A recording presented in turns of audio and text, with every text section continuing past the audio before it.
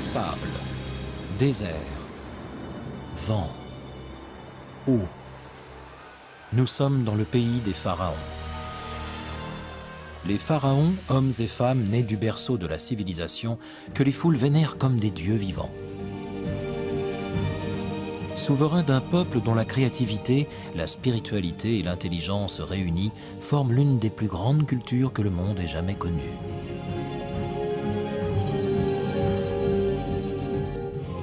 À travers 3 millénaires de règne sur l'ancienne Égypte, ils dressent à leur propre gloire, comme à celle de leur dieu, les monuments les plus imposants qui soient. Les pyramides de Gizeh, le grand sphinx, les temples d'Abydos, la vallée des rois. Leurs noms majestueux, Ramsès, Cléopâtre, Khéops, Toutankhamon, évoquent autant de légendes de puissance, de richesse, de conquête et de scandales. La vie de certains d'entre eux est toujours baignée de mystères. Leurs nobles tombes renferment d'incomparables trésors. Leurs palais ont traversé les millénaires, comme le témoignage vivant du génie de leurs architectes, artistes et autres érudits.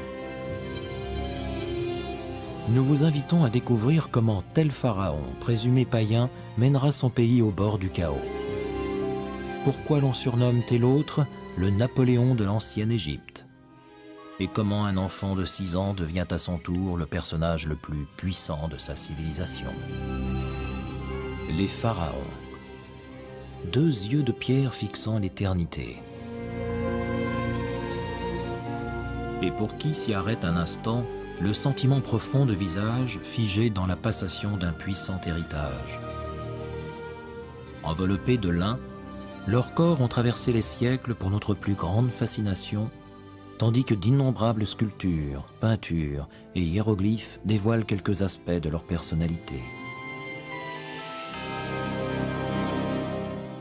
Au-delà de leur rang de hauts dignitaires, ils tissent le lien entre mortels et divins. Leur réalisation, toujours grandiose, continue d'inspirer respect et admiration. Des monuments, demeurant comme autant d'empreintes digitales des dieux en personne. Nous vous invitons à percer les secrets de cette ancienne lignée de mi-rois, mi-dieux, au nom tout aussi retentissant que par le passé. Voici donc les plus grands pharaons.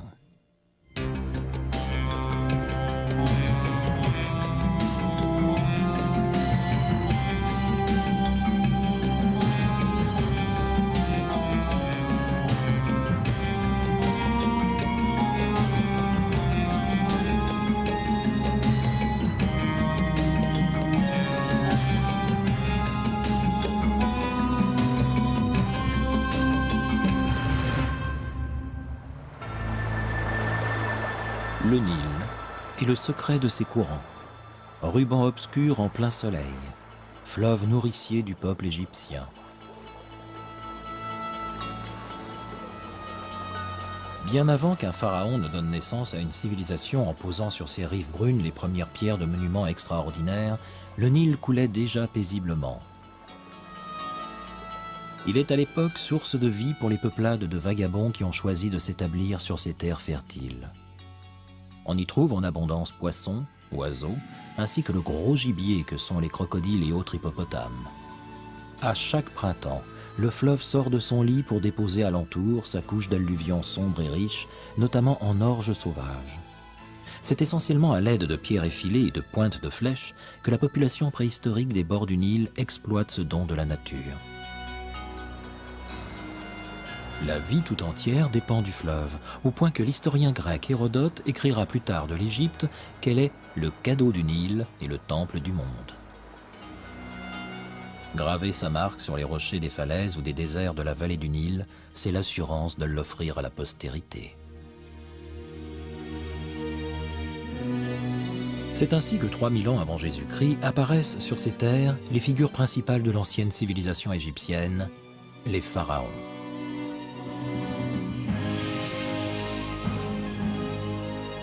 Les terres qui bordent le Nil se divisent naturellement en 2 régions distinctes. Le segment le plus étroit de la vallée qui s'étend en direction du nord du continent africain s'appelle la Haute-Égypte. alors que la région luxuriante du delta du Nil, dont les multiples bras se jettent dans la Méditerranée, se nomme la Basse-Égypte. Toutes deux forment le pays d'Égypte que nous connaissons.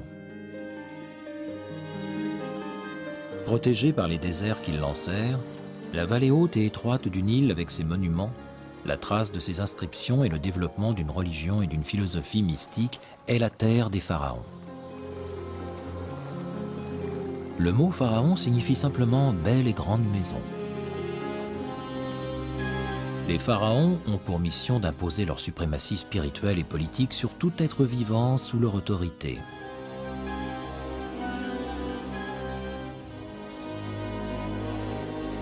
Le symbole le plus éminent de leur royauté est la couronne. Tandis que la couronne blanche, fine et longue coiffe au bout arrondi confère à son porteur le titre de souverain de Haute-Égypte, la couronne rouge reste l'apanage du chef de Basse-Égypte.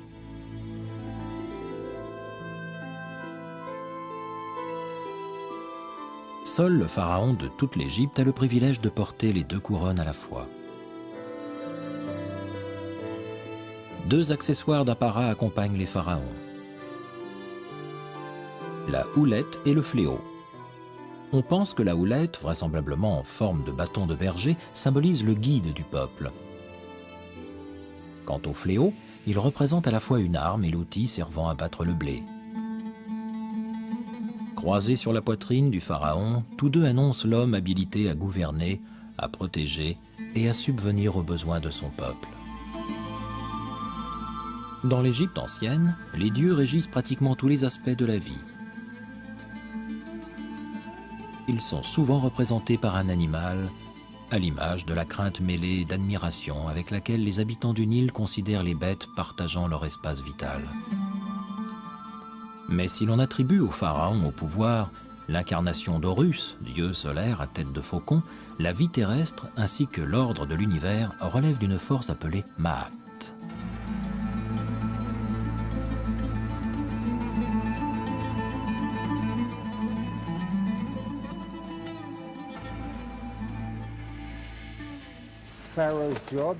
On pourrait dire que la tâche du pharaon consistait à faire en sorte que tout s'accorde avec le Ma'at.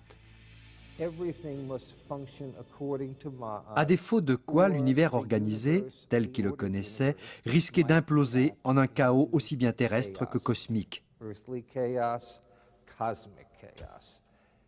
Le rôle du pharaon consistait donc à coordonner les efforts divins et humains afin de rester en phase avec le Ma'at. Il avait une fonction très importante, celle de contribuer à préserver l'univers.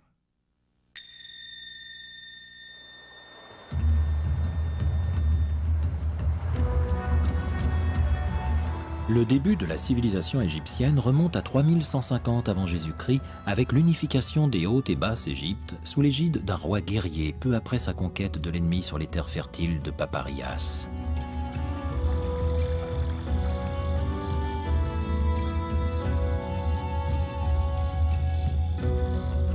On doit cette découverte à une splendide palette de schiste vert foncé mise à jour lors de fouilles entreprises à Hierakonpolis, alors capitale de la Haute-Égypte, sur la rive ouest du Nil.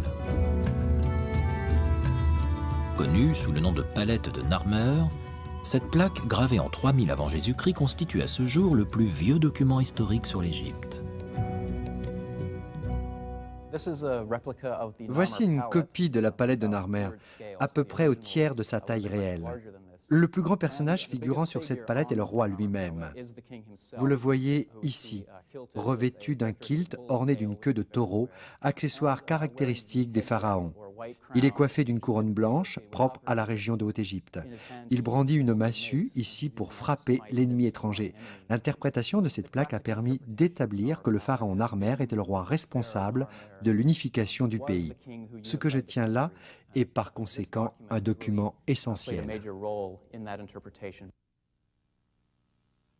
Ce pharaon doit son nom au hiéroglyphe attenant à sa représentation, un burin surmonté d'un poisson-chat, donnant le mot Narmer, et pour traduction littérale, poisson-chat en colère.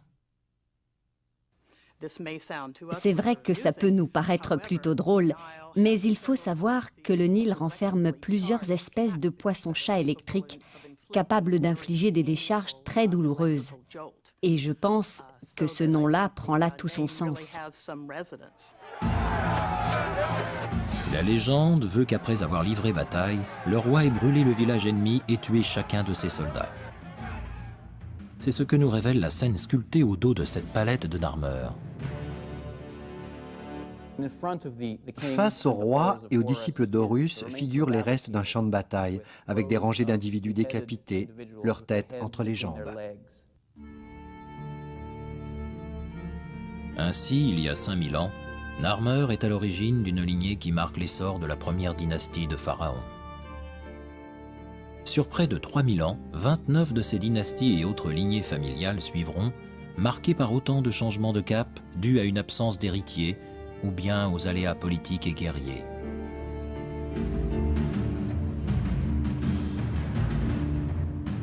Il est probable qu'afin d'asseoir sa conquête, le pharaon Narmer ait épousé une princesse originaire du Nord. Il remonte alors le Nil pour fonder son lieu de résidence sur un site connu sous le nom de Mur Blanc. En 3050 avant Jésus-Christ, au même endroit, son fils lui succède. Celui-ci, dont le nom retrouvé sur un simple tesson de poterie signifie « faucon qui combat », est le pharaon Or-Aa. Il est probable qu'Or-Aa ait hérité d'un système dans lequel la plupart des principes de la royauté égyptienne étaient déjà bien ancrés. Après lui, la position de roi est devenue plus importante. Ainsi, la plus grande réalisation d'Or-Aa reste la fondation de la ville de Memphis sur l'ancien lieu de résidence de son père. Cette ville va s'étendre et devenir la capitale politique et religieuse de l'Égypte ancienne. Construite à partir de boue et de bois, elle n'a laissé que très peu de vestiges. L'historien Manéthon nous révèle au IIIe siècle avant Jésus-Christ sa perception de cette ville au mur blanc. Memphis est de loin la plus grande ville que j'ai jamais vue. Une enceinte colossale d'un blanc calcaire éclatant entoure la ville. À l'intérieur, de nombreux temples émergent au-dessus d'une incroyable prolifération de maisons de briques marron. Une armée de statues gigantesques se dresse tout autour. Le pharaon et sa famille habitent un palais dans l'enceinte de la ville. L'intérieur, peint de couleurs vives, illustre des scènes de la vie égyptienne. Les plafonds en poutre reposent sur d'énormes colonnes de pierre.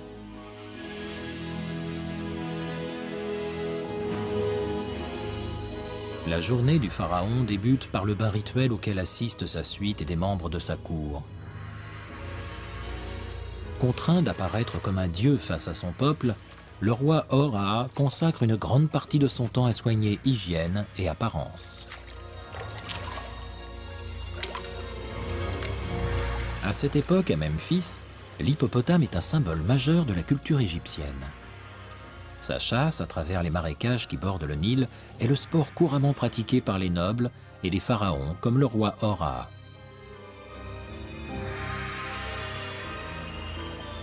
C'est précisément au cours de l'une de ces chasses que ce dernier trouve la mort à l'âge de 62 ans. La légende, racontée par un prêtre de l'Antiquité, veut qu'il ait été emporté dans la gueule d'un hippopotame. Mais est-il réellement décédé de cette manière?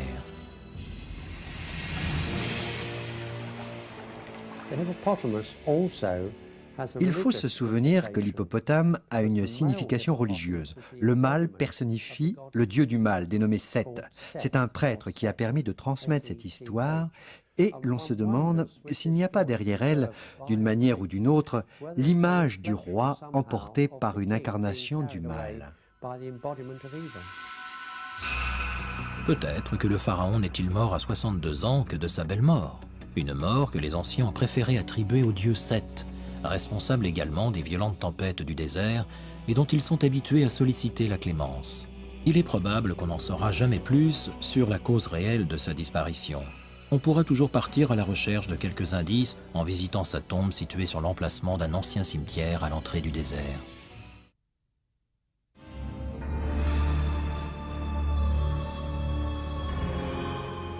Le Nil, la plus grande route fluviale d'Égypte.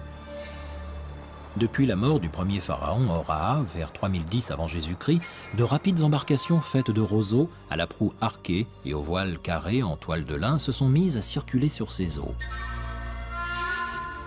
C'est probablement à bord de l'un de ces bateaux poussés par les vents de la Méditerranée que la dépouille mortelle d'Horaa aura parcouru les quelques 480 km qui séparent vers le sud son palais de Memphis du lieu saint d'Abydos.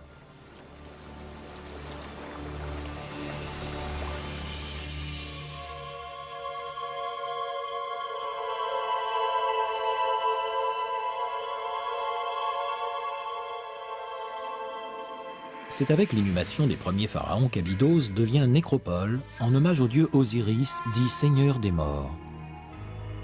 La renaissance légendaire de son corps installe la croyance, sous l'Égypte antique, en une vie après la mort. 12 mètres sous la surface du désert reposent ainsi les restes de l'Osirien, temple d'Abydos, où les Égyptiens anciens venaient rendre leur culte au dieu de la résurrection. Les murs y sont gravés des chapitres du livre égyptien des morts, manuel d'instruction à l'usage des défunts pour leur passage vers l'au-delà.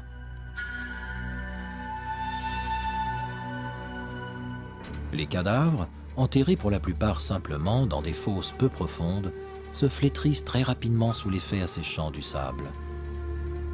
Afin de préserver les restes humains vers l'éternité, les pharaons de la première dynastie décident donc de bâtir sur ce site de solides tombes.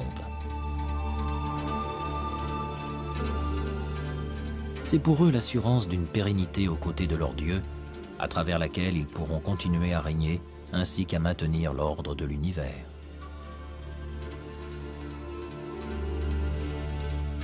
À Abydos, la tombe réservée aux pharaons s'appelle une mastaba, mot égyptien pour banc. Conçue pour traverser l'éternité, la mastaba est faite de briques de boue, solidifiées au soleil, surmontées d'un toit plat, incliné sur les côtés. À l'intérieur, une série de compartiments permettent de stocker toute une batterie d'aliments, d'instruments et de meubles destinés à accompagner, en le réconfortant, le roi vers l'éternité. Sous ce premier niveau, un puits descend vers une pièce souterraine également faite de briques. C'est là que commence le repos du pharaon, après que l'on ait soigneusement rebouché l'entrée afin de rendre l'endroit inaccessible. La plupart des spécialistes estiment que cette sépulture, recensée par les archéologues sous la référence B19, a autrefois abrité les restes du pharaon Horaa. Autour d'elle se trouvent les fosses de ses fidèles domestiques, concubines, et même de ses chiens, tous sacrifiés à sa mort pour l'accompagner vers l'au-delà. Une pratique qui finira par être abandonnée. L'inhumation auprès du pharaon va cependant demeurer le privilège des familles royales et de sujets prestigieux. À proximité, une autre tombe reçoit le nom de Bénéar, qui signifie littéralement bien-aimé. Il est possible qu'il s'agisse là du tombeau de la reine, ou éventuellement de la concubine préférée d'Horaa. La mort de ce pharaon marque le début d'une ère de croissance et de développement pour la civilisation égyptienne qui durera plus de 800 ans.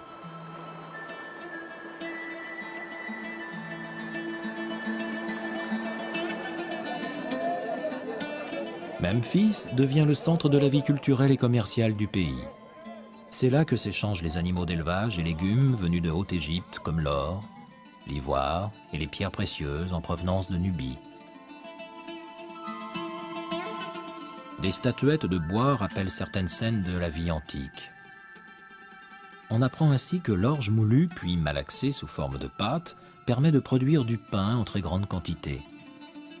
Les vaches fournissent la viande, le mets préféré des nobles. Et puisqu'un pays puissant se doit d'avoir une administration, on confie celle-ci à une classe spécifique de la population, les scribes.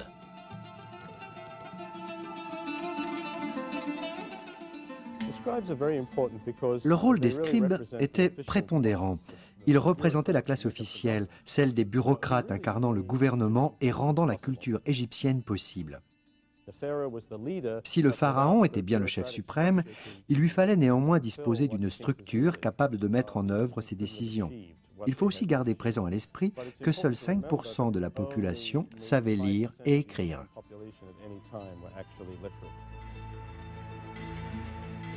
Concrètement, le pharaon délègue la plupart de ses responsabilités à ses fonctionnaires appelés vizirs. Dans la hiérarchie, ils font office de second. Ces hauts fonctionnaires égyptiens ont reçu une instruction de scribe. On les représente souvent assis en tailleur, leur papyrus étendu sur les genoux. C'est la position habituelle pour écrire. Non seulement le scribe fait-il en sorte d'appliquer les désirs de son souverain, mais il est également celui qui en laisse une trace écrite pour l'histoire.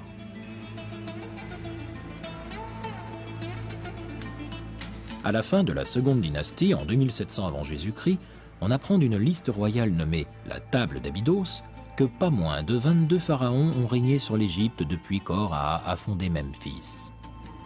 Seule la signification littérale de leur nom nous permet d'en deviner un peu plus sur ces personnages. Hotepsé-Khémoui était le dieu des puissances du plaisir. Seth Périmsin régnait sur les arts.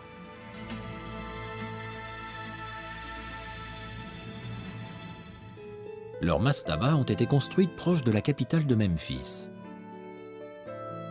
L'architecture de ces édifices se fait à la fois plus imposante et plus complexe. Certaines tombes atteignent plus de 5 mètres de hauteur et comportent jusqu'à 70 pièces.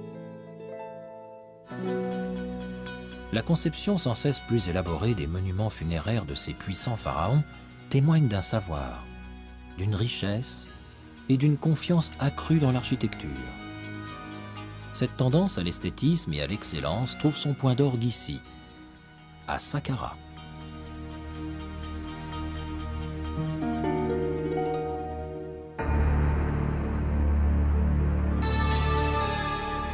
Situé au sud de la ville actuelle du Caire, ce remarquable édifice de pierre n'est autre que le complexe funéraire du roi Djoser, premier pharaon de la troisième dynastie.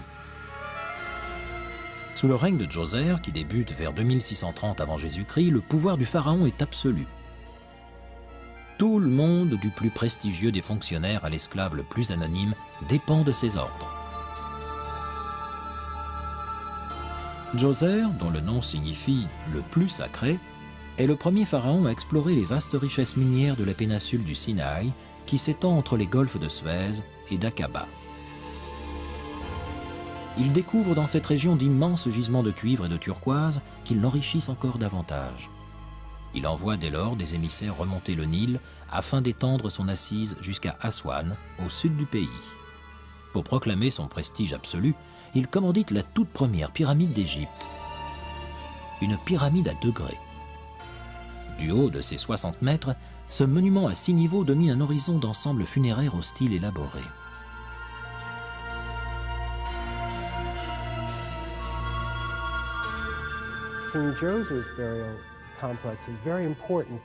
Le site funéraire du roi Djoser est le tout premier édifice monumental entièrement fait de pierre. Il nous offre surtout de voir à quoi ressembleront dès lors les nécropoles en Égypte. La sépulture décrit clairement un escalier montant vers les cieux. En tant que réalisation architecturale, elle est un hommage au mystérieux architecte en chef et scribe du roi Djoser, Imhotep. Une inscription de l'époque atteste d'ailleurs de cet hommage. Porteur du sceau du roi d'Égypte, si proche de sa couronne, grand administrateur de sa suprême résidence, représentant même de sa majesté, grand prêtre d'Héliopolis, Imhotep, tu es aussi menuisier et sculpteur. Pour faire une comparaison plus moderne, on pourrait qualifier Imhotep de Léonard de Vinci de l'ancienne Égypte. Il était très doué. Il représentait absolument tout. Il arrivait juste après le roi, comme grand vizir et chef de l'État. Il était bardé de hauts titres, mais curieusement, on ne sait pas grand-chose sur lui. Mis à part son statut, on sait seulement qu'il était le génie responsable de la Grande Pyramide. La tombe qu'Imhotep réalise pour le pharaon Djoser reprend en la poussant au paroxysme la forme traditionnelle de la mastaba. En assemblant des centaines de milliers de blocs de calcaire blanc, Imhotep empile en réalité 6 mastabas les unes sur les autres, dont la taille diminue au fur et à mesure que l'on monte.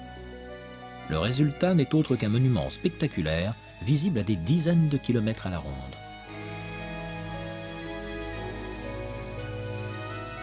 La construction de cette pyramide coïncide avec le choix de Djoser de faire du dieu solaire Ra la divinité dominante du pays.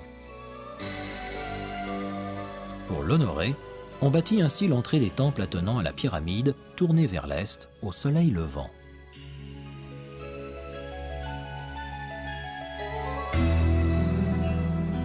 Un mur d'enceinte de 9 mètres de haut, truffé de fausses entrées, protège le complexe.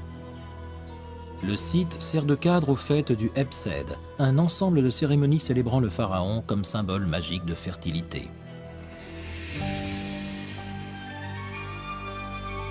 Celui-ci doit y suivre un parcours rituel symbolisant les 4 coins de l'Égypte. À l'intérieur de l'une des galeries de la pyramide, un relief représente Djoser dans sa frénésie d'un parcours rythmé par les incantations de sa cour.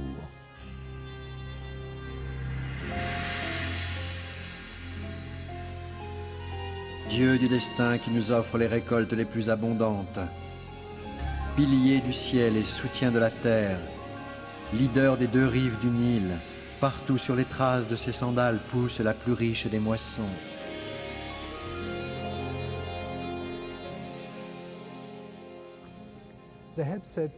La fête du Hebsed avait lieu à peu près tous les 30 ans du règne d'un même pharaon. C'était une manière très civilisée de faire reverdir la vie en remettant l'accent sur la prospérité de l'Égypte. Si dans d'autres cultures, on préférait tuer le roi pour le remplacer par un plus jeune, les Égyptiens, eux, célébraient tranquillement leur rituel, toujours à côté de leur roi.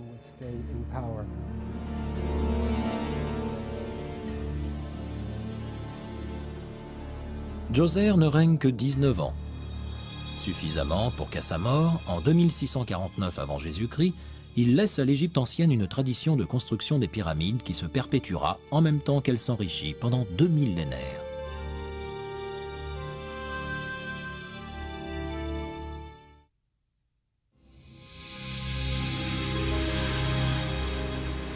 Les écrivains anciens qui nous ont transmis l'histoire de l'Égypte nous apprennent que cette 3e dynastie, restée célèbre pour la toute première pyramide de Djoser, s'éteint en 2613 avant Jésus-Christ.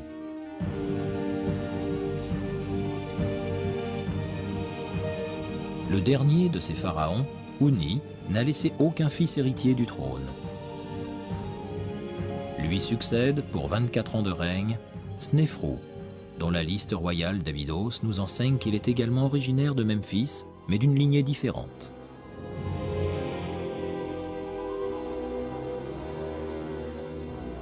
Son mariage avec la sœur du pharaon Houni, Hétep-Hérès, marque le début de la 4e dynastie en même temps qu'il unit 2 filiations différentes. Une dynastie qui durera plus de 400 ans, partagée entre 17 pharaons différents.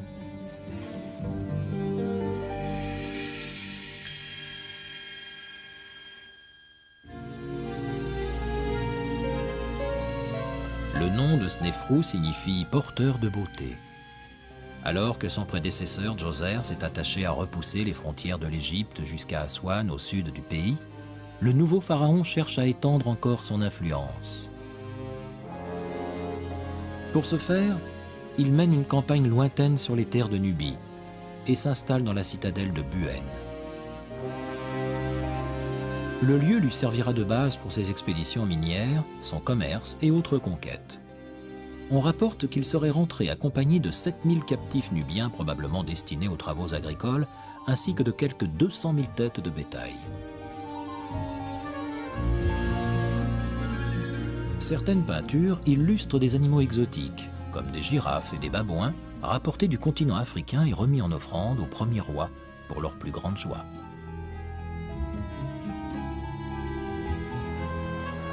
Tout porte à croire qu'à l'instar de son prédécesseur, Snéfrou est cherché à exploiter la richesse minière du golfe de Suez. Cette sculpture célèbre une incursion dans les mines de turquoise de la péninsule du Sinaï, où l'on voit Snéfrou tuer un ennemi. L'inscription décrit le pharaon comme un grand dieu lancé à la conquête des terres étrangères. Le bois d'œuvre et de charpente est une autre de ces matières premières très recherchées. On en a besoin en quantité afin de construire les meubles et les poutres des résidences bourgeoises. Mais ce bois manque en Égypte et il faut aller se le procurer par-delà les mers. Forts de leur expérience de navigateurs sur le Nil, les Égyptiens deviennent les premiers et meilleurs marins de l'Antiquité. C'est sous le règne de Snéfrou qu'ils s'embarquent pour la première fois à la recherche de bois de cèdre. Le pharaon ordonne la construction de 60 navires marchands. Bientôt, des flottes de gracieux voiliers font route vers l'ancienne Byblos, aujourd'hui Djebaï, au Liban. L'un des scribes de Snéfrou parle même de 40 navires remplis de rondins de cèdre. Des inscriptions murales de l'époque nous enseignent aussi que Snéfrou place ses hauts fonctionnaires dans des propriétés faites de briques et de rondins de cèdre. Il reste cependant attentif à ce qu'elles soient suffisamment espacées les unes des autres afin que ces sujets ne soient pas tentés de se regrouper pour fonder leur propre royaume au sud du pays. Ce qui ne l'empêche pas pour autant de faire la fête quand bon lui semble.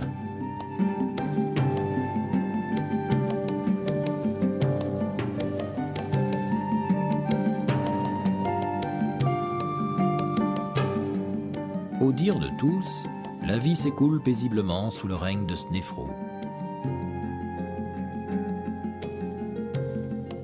Au IIIe millénaire avant Jésus-Christ, l'Égypte est un pays de paix et d'abondance. Le nouveau pharaon et sa reine invitent de manière protocolaire les nobles. Les membres de la cour y festoient également, se régalant de canards dodus accompagnés de figues. Ces habitants de la vieille Memphis sont des esthètes soucieux de leur apparence.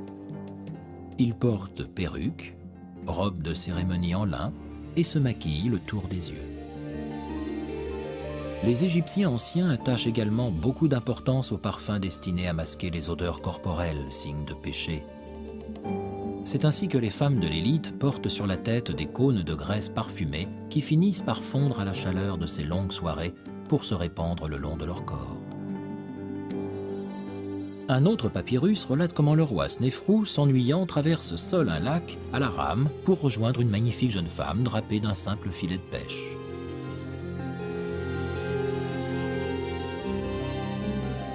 Enfin, les Égyptiens anciens restent très attachés à leur passé, qu'incarne par définition l'esprit des défunts. Ceci explique pourquoi l'ultime demeure des morts, la pyramide, reste le symbole persistant de toute la culture égyptienne. Le pharaon Snéfrou choisit lui aussi de déplacer la nécropole royale, mais cette fois sur le site de Dachour, au bord du Nil.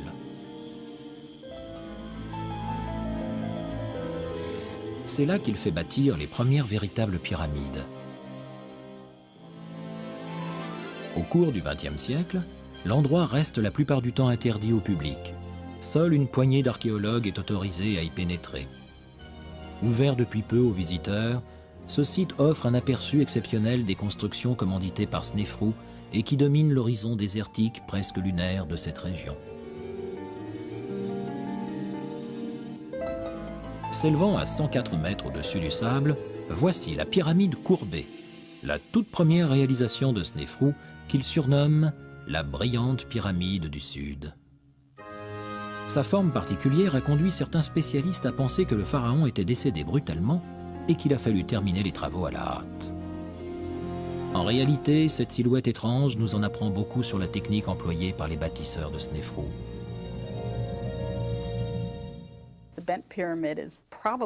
Ce type de pyramide est certainement ce qu'on appelle l'un des premiers grands demi-citrons de l'histoire. Lorsqu'ils ont commencé les travaux, les architectes égyptiens n'ont pas réalisé tout de suite que le sol ne supporterait pas le poids d'un tel monument. Ils ne s'en sont aperçus qu'à mi-chemin, lorsque des fissures ainsi que toutes sortes de problèmes de structure sont apparus. Il aura fallu modifier la courbe et la rendre moins pentue, de sorte que l'on puisse alléger d'urgence la masse de l'édifice.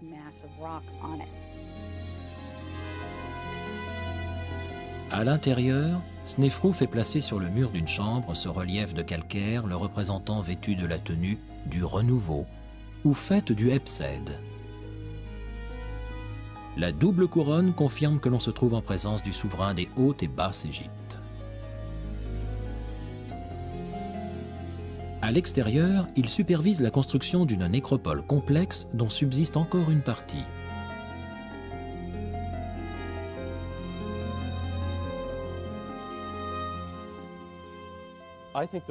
Les pharaons gardaient un œil très attentif sur leurs monuments, en particulier funéraires comme les pyramides et les temples mortuaires. Ils se déplaçaient sans doute très souvent sur les chantiers pour contrôler l'avancement des travaux. Et peu importe en définitive la puissance du pharaon au cours de son règne, sa prospérité éternelle dépendait entièrement de la qualité de sa tombe. À titre personnel, ces chantiers constituaient donc l'un des événements majeurs de leur règne. Et malheur à l'architecte en chef si le projet tournait mal, ce qui arrivait quelquefois. Tel est le destin de la pyramide courbée de Snéfrou. Ces salles resteront à jamais vides. Ces architectes ne seront pas pour autant punis.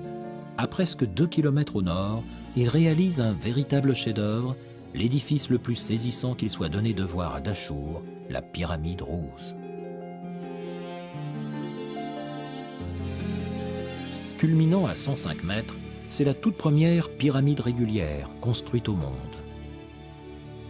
Elle tient son nom de la roche à partir de laquelle on l'a bâtie. Riche en oxyde de fer, la pierre prend en effet une tournure rougeâtre sous le soleil du désert.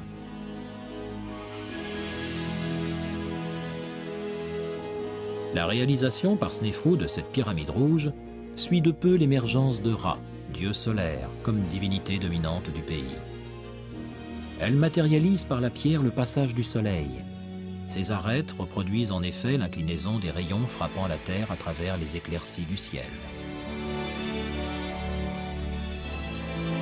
Elle est aussi une manière de dire la place divine qu'occupe le pharaon dans la société égyptienne. Le roi se situait au sommet de la pyramide, c'est le pharaon. Il rayonnait d'abord vers sa famille immédiate, qui occupait symboliquement les couches supérieures.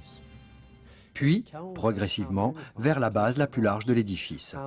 Ceci nous éclaire sur l'unité du royaume et sur le degré d'implication qui y régnait. Les gens étaient heureux de répondre à l'appel du pharaon et de s'investir dans la construction d'un monument dédié à sa conversion en Dieu après sa mort. C'était pour eux en retour l'assurance de leur bien-être sur terre. L'ironie du sort veut que la pointe ou chapeau de la pyramide rouge, symbolisant donc Snéfrou, soit tombée au sol où elle est restée depuis.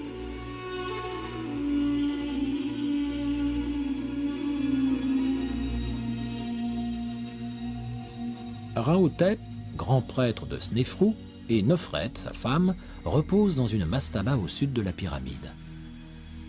Des statues de calcaire peint les représentent.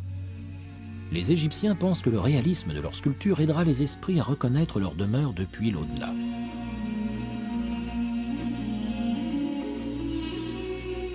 Les traits caractéristiques de ces œuvres nous offrent un regard tout à fait exceptionnel sur l'apparence physique de ces Égyptiens anciens.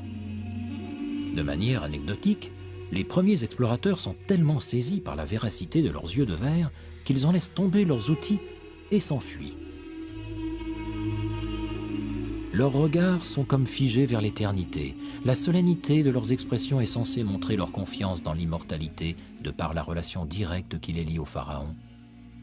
La femme, Nofret, a le statut de princesse. Rahotep, en plus de son titre de grand prêtre, se voit décrit par sa statue comme fils du roi de son État. Une inscription qui a conduit certains spécialistes à s'avancer sur le lien fort possible de filiation avec le pharaon Snéfrou.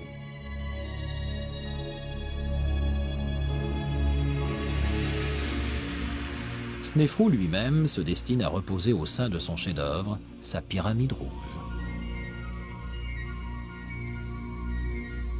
À l'intérieur, un magnifique couloir s'ouvre sur une chambre funéraire dont le plafond, à près de 14 mètres de hauteur, repose sur des poutres de bois.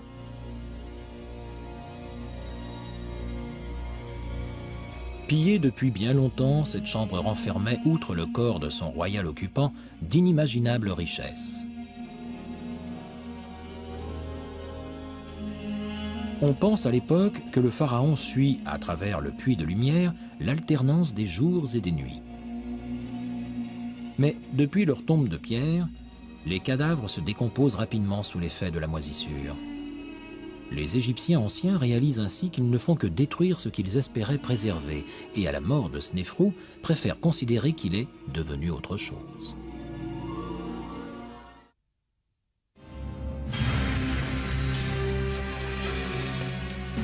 Surgis des sables tels d'énormes monstres dominant un paysage désertique, les pyramides de Gizeh figurent parmi les monuments les plus imposants de toute l'histoire de l'humanité. En même temps qu'elles reflètent les aspirations de leurs trois commanditaires, elles demeurent les témoignages remarquables d'une période de l'Égypte antique où l'expérience sacrée des bâtisseurs de pyramides est à son apogée.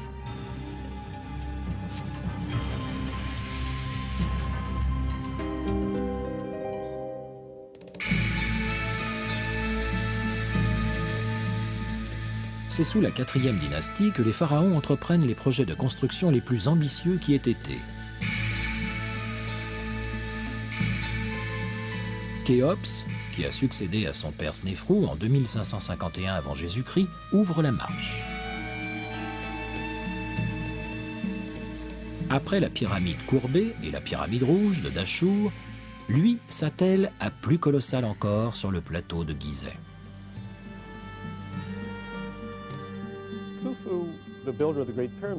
Khéops, bâtisseur de la Grande Pyramide, a la particularité d'avoir hérité d'un royaume à la fois puissant, centralisé et très stable. Et bien que cette Grande Pyramide nous impressionne, il ne faut pas oublier que son père avait l'expérience de 2 pyramides, qui d'ailleurs, si on les réunissait, dépasseraient de loin la taille de la Grande Pyramide. Khéops ne fait donc que perpétuer une tradition qui existait déjà avant lui. Avec ses 146 mètres de haut, la pyramide de Khéops dépasse la statue américaine de la Liberté, la cathédrale Saint-Pierre de Rome ou même une fusée Apollo sur sa rampe de lancement. Elle reste en fait la plus grande structure jamais élevée jusqu'à ce que la tour Eiffel ne lui dame le pion à partir de 1889. Le but étant simplement qu'on puisse la voir de partout. Le fait qu'il ait choisi un plateau est très important. Qui plus est, un plateau situé sur un relief déjà élevé. On apercevait son monument depuis tout le nord du pays. Des 4 points de la capitale, on pouvait aussi suivre l'avancée des travaux.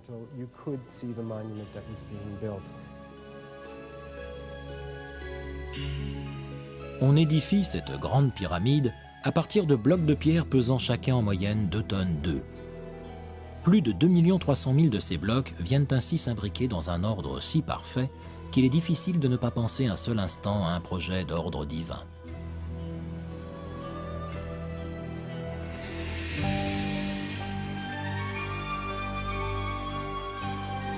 À l'intérieur, proche du sommet, une salle de granit rouge appelée Grande Galerie sert de dernière demeure au pharaon.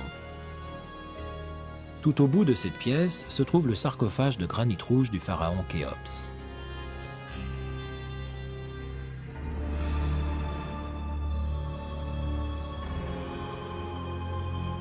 Le terme de sarcophage nous vient des mots grecs sark, la chair, et phage, manger.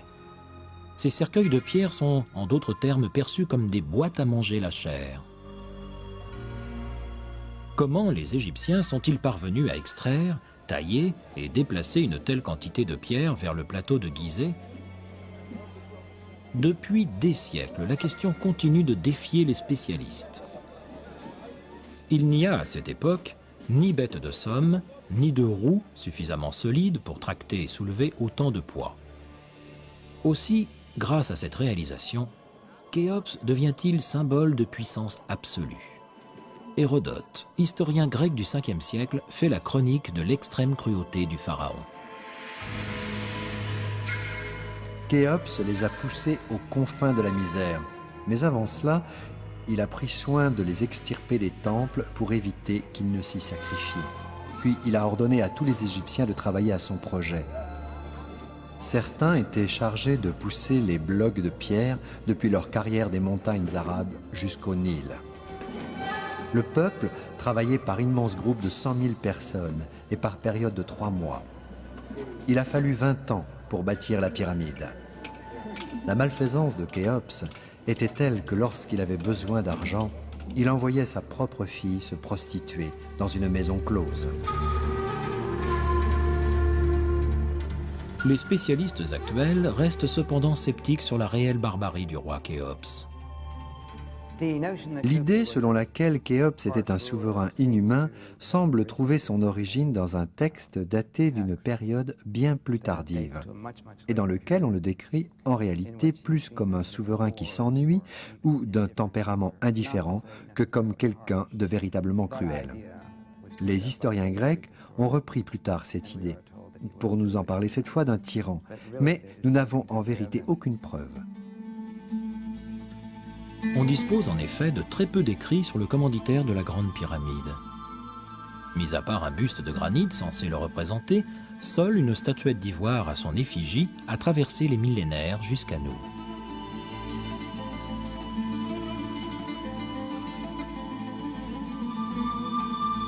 Proche de sa pyramide, à Gizeh, un champ de sépulture récemment mis à jour laisse à penser que les restes exhumés sont ceux des ouvriers dont le travail éreintant a permis l'édification de la Grande Pyramide.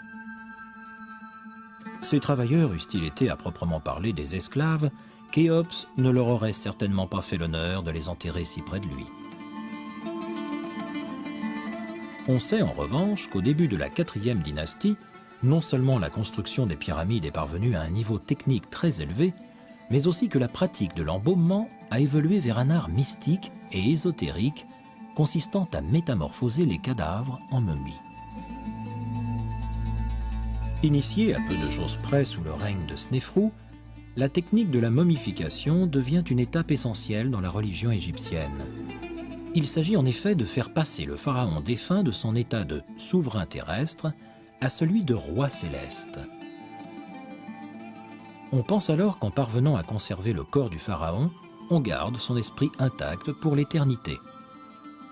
Un minutieux rituel d'embaumement vise à préserver le cadavre de sa décomposition ainsi qu'à lui rendre ses facultés afin qu'il puisse profiter de l'aménagement de sa tombe. Cette momification nous offre la possibilité, quelques 4000 ans plus tard, de découvrir les visages de ces pharaons et d'autres de leurs contemporains. Elle reste avant tout l'occasion de mesurer le caractère terrestre d'humains proclamés mi-roi, mi-dieu. Les analyses effectuées sur ces momies nous révèlent que les pharaons souffraient de calculs biliaires, de tuberculose, de polio, d'appendicite, de hernie, de pieds-bots et de choléra. Tout près de la pyramide de Khéops ont été découverts des puits remplis de mystérieux morceaux de bois de cèdre du Liban. En parvenant à rassembler les fragments, les archéologues découvrent un bateau de 43 mètres de long ayant probablement appartenu au successeur de Khéops en 2528 avant Jésus-Christ. Celui-ci n'est autre que son fils, Djedefré, dont le nom signifiant « rayon de lumière persistant » renvoie encore au fameux dieu solaire.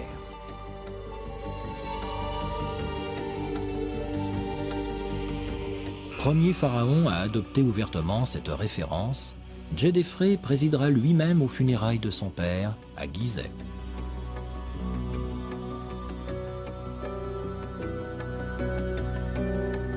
Le pharaon Djedefré gouverne 10 ans avant que son frère Képhren ne lui succède en 2520 avant Jésus-Christ. Képhren, dont la signification littérale d'apparition semblable à celle de Ra, affirme davantage encore la référence au dieu solaire, débute immédiatement la construction d'une seconde pyramide sur le plateau de Gizeh. Tout laisse penser que les travaux de celle-ci, érigés à sa propre gloire et à l'ombre du monument de son père, se sont étalés sur les 30 années de son règne.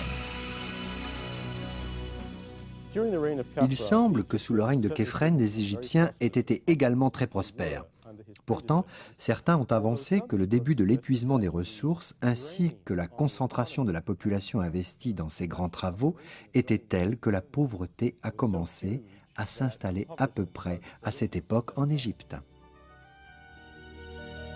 L'accession de Képhren au pouvoir marque certainement un tournant dans l'histoire de la 4e dynastie débutée quelques 600 ans plus tôt. Le pharaon participe à l'enrichissement de la culture égyptienne en faisant bâtir un temple mortuaire au style raffiné, orné d'une splendide statue de lui-même, grandeur nature, et que protège le dieu faucon Horus. Mais le symbole le plus éminent du règne de Képhren reste sans doute le majestueux grand sphinx qui se dresse à l'est du plateau de Gizeh, à l'ombre de sa pyramide. Les Égyptiens vouent une véritable vénération à cet animal mystique, gardien des lieux sacrés. Il y a ainsi plus de 4500 ans, les ouvriers de Képhren sculptent un énorme lion de pierre auquel ils donnent le visage de leur roi. C'est le plus ancien portrait royal de cette taille que l'on connaisse. Pourvu d'oreilles de plus de 3,50 m de haut, Dieu atteignant presque 2 mètres, d'un corps de 73 mètres, les 3/4 d'un terrain de football, et d'une tête culminant à plus de 20 mètres, l'équivalent d'un immeuble de 6 étages, le Sphinx, qui signifie étrangleur, tient son nom des Grecs qui l'ont ainsi baptisé après être tombés à l'improviste sur cette fabuleuse créature de pierre.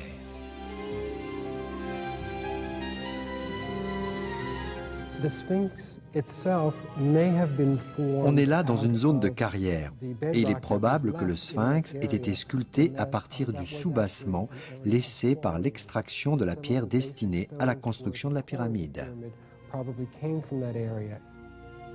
Les spécialistes nous apprennent que le grand sphinx a plus vraisemblablement été sculpté à partir de l'excédent de pierre extraite pour la pyramide de Képhren.